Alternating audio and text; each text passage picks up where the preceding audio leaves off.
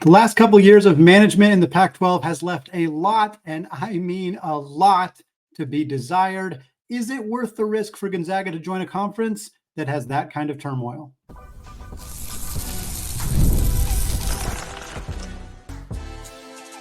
You are Locked On Zags, your daily podcast on the Gonzaga Bulldogs. Part of the Locked On Podcast Network, your team every day. What is going on, y'all? Happy Monday, and welcome into the Locked On Zags podcast, part of the Locked On Podcast Network, your team every day. I'm your host and longtime Gonzaga podcaster, Andy Patton, here to bring you news and updates on all things Zag athletics.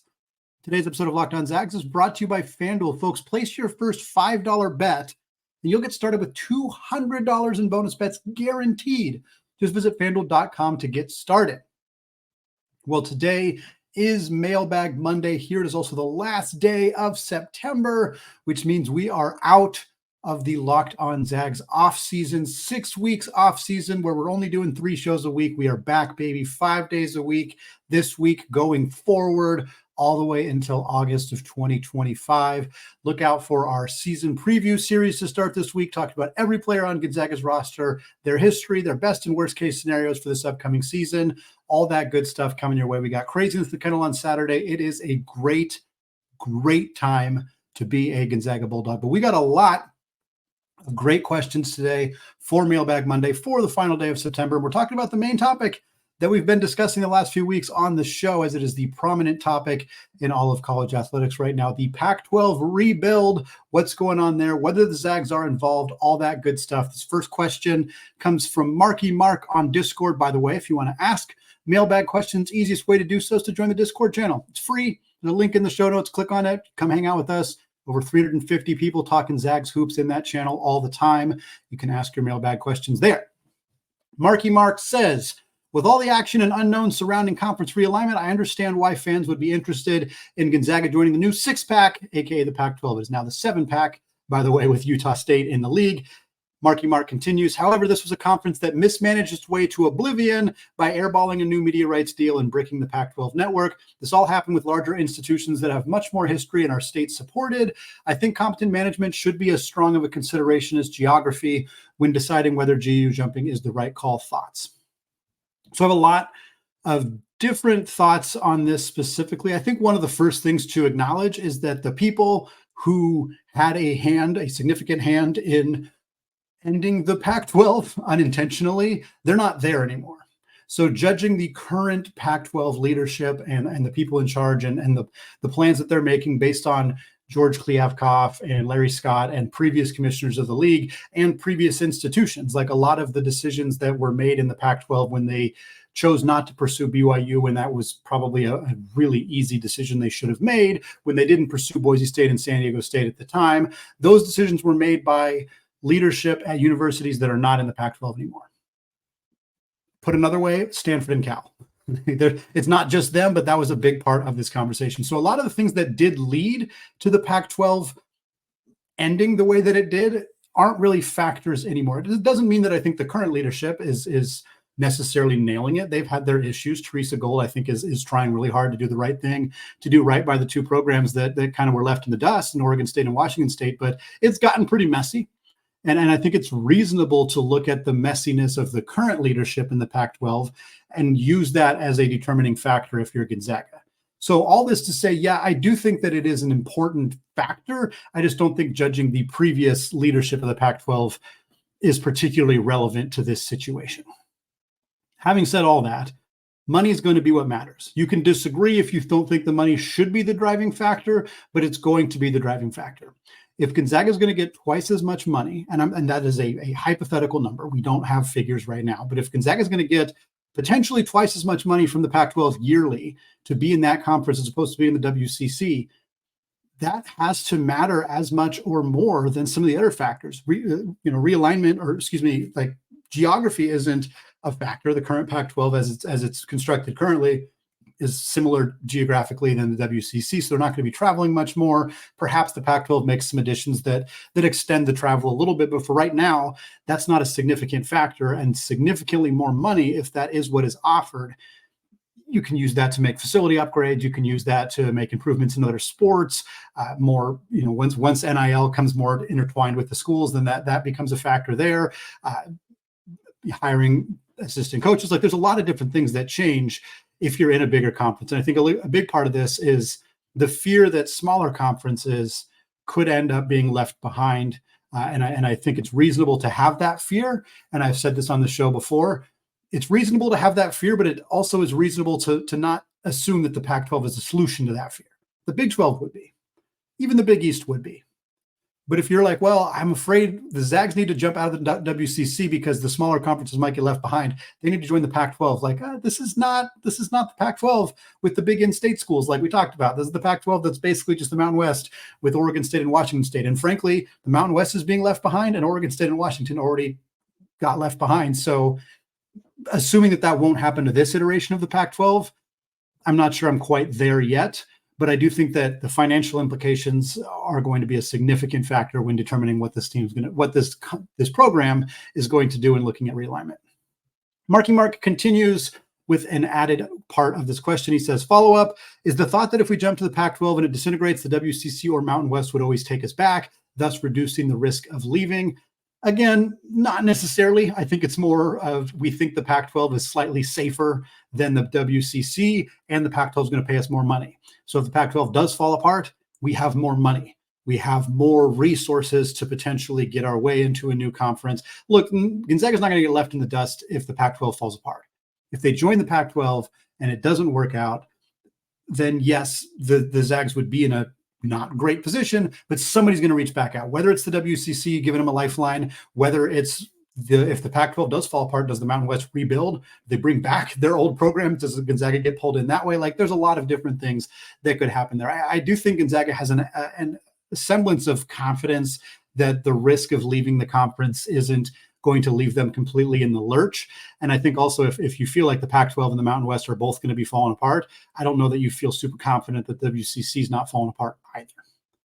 Final question here. The first segment comes from Jeff via Gmail. Jeff says, Gonzaga looks to be in a pretty good spot to get a full media share to join the Pac-12. Hypothetically speaking, even if Gonzaga only gets a 2/3 or even a half share of a media deal that pays $10 to $12 million per team, that would pay Gonzaga more than double what they get from the WCC.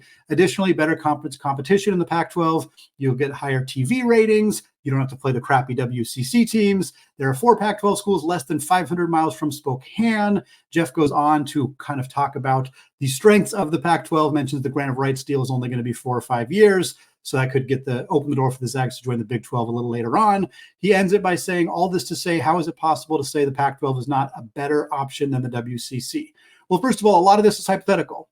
In a hypothetical situation where Gonzaga is being offered $6 million from this conference, then maybe in that situation, you are looking at the Pac-12 being a better deal than the WCC. But again, we're talking about, I think the idea here is less, is this better in a vacuum? Pros and cons, this is slightly better, boom, we're doing it. That's not how Gonzaga is operating in conference realignment. And we've already seen that. Because in 2018, when the Mountain West unanimously voted to accept Gonzaga, at the time it was closer. It was closer between the two conferences in terms of what was better. But generally speaking, the depth of the Mountain West at that time, even without as much NCAA tournament success, was considered slightly better. But Gonzaga didn't want to make a move for slightly better. They obviously used that. They played their hand, got some concessions from the WCC in terms of revenue sharing and the double bye in the WCC tournament and things like that. But ultimately, Gonzaga is not looking to weigh all their options and decide, well, this one's slightly better than that one, so we're making the move. If Gonzaga's making a move, they're making a move. They don't want to keep doing this. Jumping conferences is stressful. It's complicated. It's frustrating for your coaches, your players, your fan base. They don't want to do this just to do it again. They don't want to jump into the Pac-12 for 4 years and then jump to the Big 12. They don't want to do that. They'd rather stay. If they knew in 4 years, I guarantee you this, if they knew in 4 years that the Big 12 was going to invite them, they would not leave the WCC. Assuming that the Big 12 is going to invite them, regardless of whether they're in the WCC or the new look Pac-12, there's no chance Gonzaga leaves. No chance. They don't want to leave the WCC unless the offer is overwhelmingly better. You could make a strong argument that the Pac-12 right now is a better option in terms of Again, the geography is not any worse. The money's probably going to be better. The depth of the league right now is definitely better than the WCC. I don't think anybody's arguing any of those things. I'm certainly not. Those are all points that I've made on the show. But I wouldn't argue that Gonzaga needs to jump because a few of those things are better, when in reality, you're jumping into a league that cares about football more than basketball. You're no longer going to be the top dog. You're not going to get those concessions that you get from the conference in terms of the double bye and the rev share and things like that. And I just don't think Gonzaga is in a position where they want to leave what has been a pretty cushy deal in the WCC for a very long time. They don't want to leave that unless what they're getting into is obviously better, safer, more secure, long-term viability, stability, all that is there. So I'm not saying they're not going to jump into the Pac-12. There's a very good chance that they do. But I think that the idea that, the Pac-12 looks better on paper than the Mountain West, so why would you argue otherwise, or the WCC, why would you argue otherwise, is missing the point that that's not the only factor driving Gonzaga in terms of conference realignment at this point. Folks, Kraziness in the Kennel, it's this weekend. It's just a few days away as you're listening to this right now. Every year there's somebody who surprises us. Somebody has a good performance in that scrimmage, and we start talking all about them for the next couple of weeks until the season starts. Who might that be this year? We're going to talk about that in just a second. Right after I tell you about today's sponsor, FanDuel. Hey, NFL fans, you can start the season with a big, huge return on FanDuel, America's #1 sportsbook.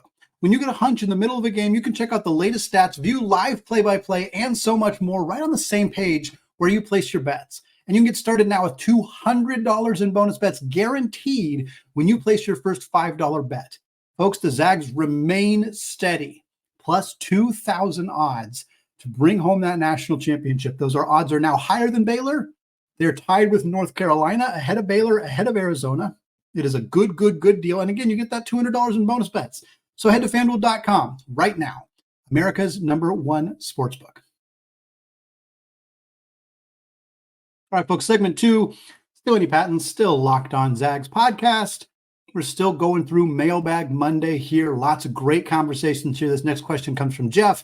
Jeff says, with Kraziness in the Kennel coming up on Saturday, most years, there's a breakout performance of sorts during the scrimmage that gets people excited about a specific player. Braden Huff was that player last year. Is there anybody on the team, a player or two, on the team this year who you think could have a breakout performance during the scrimmage that would get people really excited?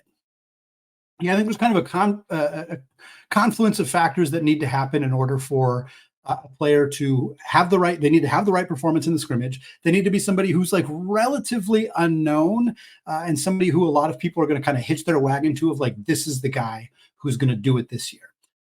Nobody wants to be the person who makes the boring prediction. Nobody's going to come out and be like, wow, Graham Ike is going to have a great year. Yeah, Graham Ike is going to have a great year because Graham Ike is great. He was great last year. He's great this year. It's going to happen. Brian Nemhard's going to have a great year. Yeah, of course. Of course. Even Michael Ajayi, people are like, there's some people who are excited about that. But the kind of player that falls into this category, the kind of player that Zag Nation falls in love with, Braden Huff was perfect for it last year. And he delivered on it. He was great last year in a year where people weren't expecting him to be that level of contributor right away.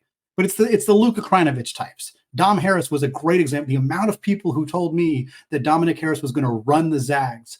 I mean, it never happened, but those are the kind of players that people want to hitch their wagon to and say this, because when you're right, looks awesome. It looks awesome if you're right. It doesn't look that fun if you say, I think Graham Ike is going to be great, and Graham Ike turns out great. Yeah, cool. Nobody really is impressed by that prediction. So it's got to be somebody who's a little bit less likely to be in that conversation, but also somebody that we haven't seen all that much. So in my mind, there's two clear options for this player, Manuel Innocente and Ismaila Diani. And I want to be very clear to say this right now. I don't think either of these guys are going to play nearly enough next year to generate a significant amount of buzz during the season. They will both play, probably. There's a chance they redshirt, but I don't think so. But I think both of them are out of the rotation. Even with the Steel Venters injury, I don't think you see significant playing time for either of them. But I could see them having a really good performance in Kraziness and getting a ton of attention. A lot of people who are just listening to Locked On Zags for the first time now, or for the first time this offseason now, a lot of folks who are just going to watch Kraziness and not know who the new players are on the roster, those people are going to be probably incredibly pumped about Michael Ajayi and Caleb Battle. But I think that the people who are more plugged into the program are aware of what those guys are going to bring. But for Innocente, he's a guy, he was at Tarleton State last year, 6 points, 6 boards, about 4 assists, 3 assists a game, I think. He's a guy who I think he's going to pop in the scrimmage because he's got active hands. He's a good athlete. He's going to knock the ball away. He's going to get out in transition. He's going to hit open shots. People go, wow, this guy looks really good.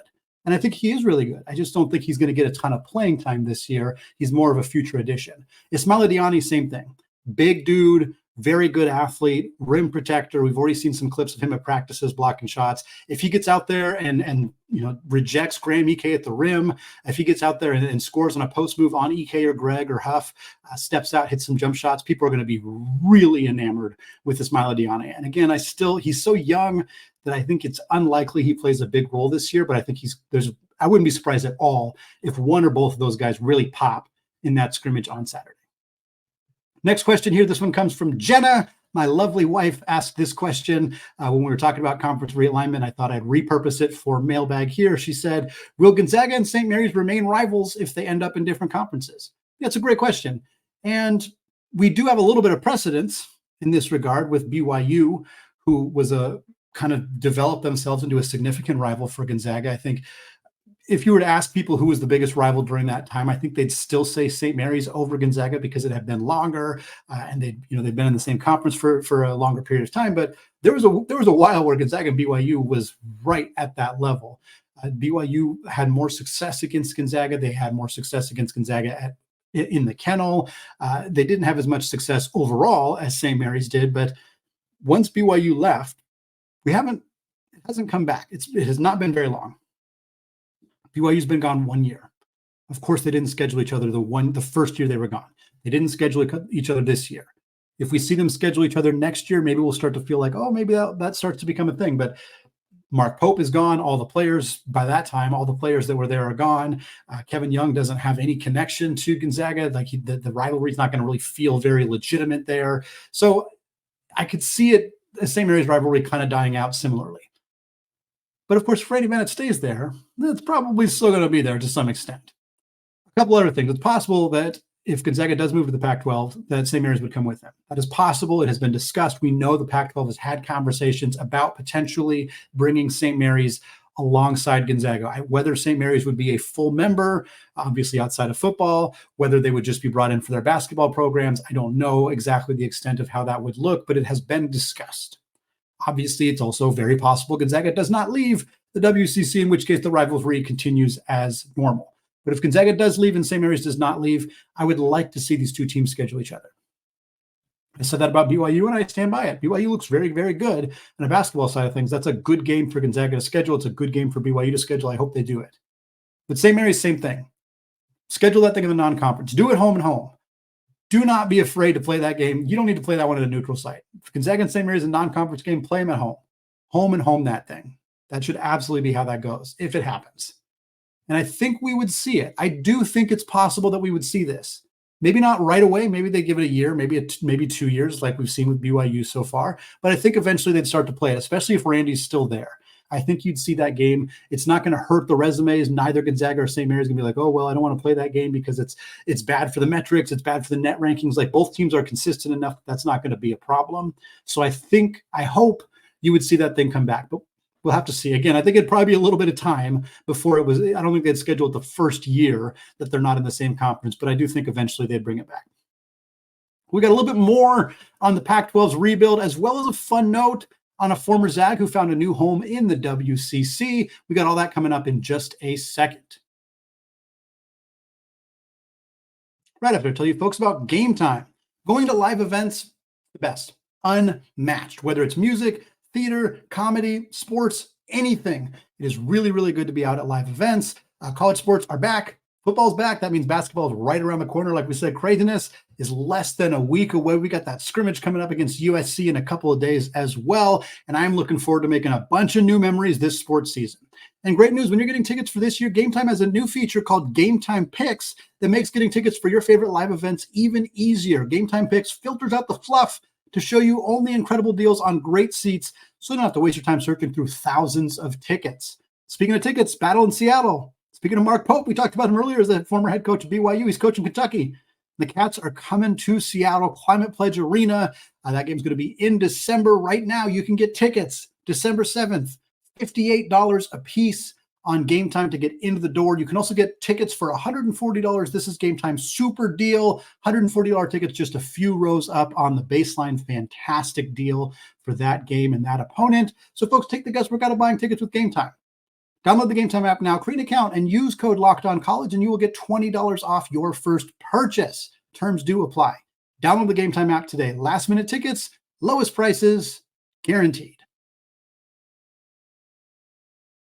All right, folks, segment 3, still Andy Patton, still Locked On Zags podcast, still Mailbag Monday, still answering questions from our guy Jeff via Gmail. This next question, he says, where do you think the football ends for the Pac-12? With Texas State, Sacramento State, Memphis clearly appears open to an improved offer, perhaps them, maybe some other school that doesn't have state in the name yet. This is a good reminder, folks. Memphis State is technically the full name of the Memphis Tigers. Jeff continues, possibly a curious setup with UConn. If the Pac-12 does get UConn, will the Pac-12 be smart enough to get a schedule agreement for 3 or 4 UConn men's and women's non-conference basketball games each year for a number of years? Okay, let's start with the UConn side of things. We've talked about this a few times on the show, but as a reminder, reportedly the Pac-12 is pursuing adding UConn football, who currently plays independently. It would be a football-only addition for the Pac-12. UConn would keep the rest of their sports, including, of course, their prominent men's and women's basketball programs in the Big East. It would effectively, all that would happen is their football program would go from independent to Pac-12. Nothing else changes.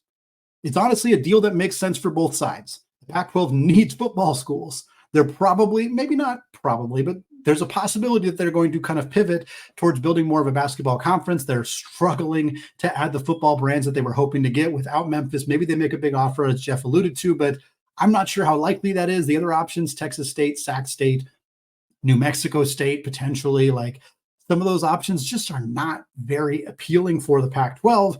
And while UConn football is not very good, it does make sense as an institution, as an addition in the short term to get them up to that FBS minimum qualification of 8 teams. Would the Pac-12 pursue some kind of basketball scheduling alliance with UConn? Sure, I think they'd pursue it, but I don't think they have the leverage that would really get this done. The Pac-12, or if UConn doesn't want to, UConn's not going to say, okay, we'll send you our football team, and just because we're so desperate to get our football team out of independence, we'll also send our basketball programs to come play Fresno State and Texas State and Boise State, a couple times a year. Like, that's not going to happen. Maybe you can convince the UConn to say, hey, we'll take your football team. We also would love to extend a home and home series where you play Gonzaga here and here, or you play San Diego State here and here over the next 4 years. And maybe you get UConn to say yes to that. Maybe.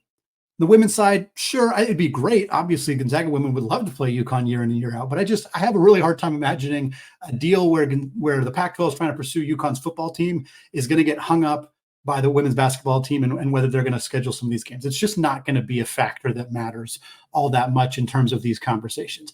I hope the Pac-12 would attempt to pursue it, and I do think it could benefit Gonzaga were they in said Pac-12. They, of course, are not currently, but I don't think it's something that would be a significant factor. In terms of the other aspects in this conversation, yeah, I think, again, Texas State's going to be on the radar. We already know that. We're going to see some other schools crop up on the radar, but nobody's super exciting. I don't think Sac State jumps straight to the Pac-12. I could see them jumping to the Mountain West, potentially. I think Texas State's a little bit more likely to end up in the Mountain West than the Pac-12 as well, but we'll see what happens there. I'm also very interested to see what UConn does with their football program, because we're already seeing teams, football matters so much that we're seeing teams make decisions that I don't love in order to prioritize football. And the one I'm thinking of mostly here is UMass. UMass, current members in the A10, it's a perfect fit for them. A10 is a basketball-only league. It is a dynamic talent, really, really good league. And UMass is voluntarily leaving that conference to join the MAC, which is a better football league. I mean, obviously, there's no football in the A10, but it's a group of 5 conference, similar to the Sun Belt and Mountain West and the American, and it's got decent football. So they're leaving, but it's not a basketball conference. It's never been known as a basketball conference. It is a one-bid, low-major basketball league. So UMass is leaving the comfort of one of the best mid-major conferences in the country, the A10, to join the MAC. Here's the thing. This would make sense if UMass's football team was remotely competitive. UMass in their last 30 football games is 2-28. I believe 2 of those losses have come to non-FBS football programs, if not more. This is a bad Division I football league team. They're joining a conference where they're going to continue to be a bad football team in a better conference, better than the 0 conference they're in currently, while the rest of their sports, notably basketball, suffers greatly. I hate this for UMass. And I think it's worth remembering that teams are willing to do this. So if you're thinking there's no possible chance UConn would put their football team in the Pac-12, yeah, they might. I don't think UConn's going to bring their whole. They're not going to leave the Big East to join this Pac-12 in basketball. They're not going to do that because they don't have to. But if you think, well, why would a team do that just for their football team? They're probably going to. Football matters so much more to these programs. Whether that's the correct way for them to think about it or not, I think UMass is making a mistake. But obviously, I don't have all the figures. I don't have all the information. I don't know. I just think seeing a team that be so willing to put all the rest of their sports in an inferior league in order to boost their football team that is terrible to join a league that is better, but is just going to knock them down. I don't love it. I don't love it. Final question of the show here comes from James via Instagram. We're going to end on a happier note. James says, do you see Colby Brooks getting real minutes for San Diego? Pretty cool to see a Zag walk-on getting a real opportunity at another D1 and, in this case, another WCC program. Yeah, for those of you who missed this, Colby Brooks, former Gonzaga walk-on. He graduated from Gonzaga last year, I think he's been at Gonzaga for 4 years, at least 3 years. Didn't play much, obviously was a walk-on, played in garbage time over the last 2 seasons for the Zags. He entered the transfer portal at the end of the year until very late in the offseason. We finally got word. I'm guessing there was some trying to get him into grad school and some other stuff like that. He's finally in. He has been accepted to the University of San Diego as a grad student. He is also on the basketball team, scholarship student athlete for Steve Lavin and the Toreros. This is incredibly cool. If you're a longtime listener to the show, I've said a handful of times, one of the things I really want to see is a player who was a walk-on at Gonzaga get a real opportunity at a Division I program. Matthew Lang left Gonzaga to go to Arizona, but he was also a walk-on there. So it didn't really change his situation. Will Graves left Gonzaga as a walk-on and went to Southern Oregon, where he played well, but it's a D3 school. I want to see somebody get a chance to play D1 basketball. I want to see how they look at the Division I level with Division I teammates playing Division I opponents after having been a walk-on at Gonzaga. Colby Brooks is going to give us the opportunity to see that. I wish I could give you more in terms of predicting how much he will play for San Diego's team next year. This is a team that is incredibly enigmatic. They lost basically everybody. Wayne McKinney's gone. Deuce Turner is gone. Kevin Patton is gone. PJ Hayes is gone. Everybody's gone. They had a really good Jimmy Oladukin is gone. They had a really good freshman class that they brought in last year, and Steve Lavin pretty much couldn't keep any of them because of NIL, because of the transfer portal. They just had opportunities to go other places.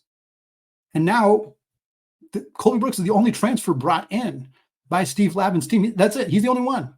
They brought in some freshmen. Most of them are not ranked by 247 Sports, so we don't really know what kind of contributors these players are going to be. All that said, I think there's a really good chance that Colby Brooks is a rotation player. I'd be pretty surprised if he was like day one starter playing big minutes for them, partly because he joined the team so late in the offseason that just getting up to speed on everything might be a challenge. But it wouldn't shock me if he's playing legitimate rotation minutes next year for Steve Lavin and the Toreros. And that's awesome. I really want to see it. I'm going to go out of my way to watch San Diego basketball games next year if I find out that Colby Brooks is playing, because I'm curious to see what that looks like. Really happy for Colby. He's from California. I don't think he's from San Diego specifically. I think he's from like the LA area, but he's a California kid. He gets to get a graduate degree, go play some real minutes at a basketball program he's familiar with. This is just a great opportunity for him. I'm incredibly excited for Colby and looking forward to getting a chance to see him on the court this year. It's going to wrap it up for me today here on the Locked On Zags podcast. Folks, thank you so much for making the show your first listen or your first watch of the day. And like I said, 5 days a week, no gaps between shows. You will have a show on Tuesday. You'll have a show on Wednesday, on Thursday, and Friday this week. And then you got Kraziness in the Kennel on Saturday. All sorts of Zag stuff coming your way. We got some player previews coming up this week. We'll continue to keep you up to date on realignment. We'll talk recruiting, especially with Kingston Fleming's coming into town for Kraziness in the Kennel this weekend. All that and more coming up this week on Locked On Zags. Thanks again for listening, folks. And until next time, as always, go Zags.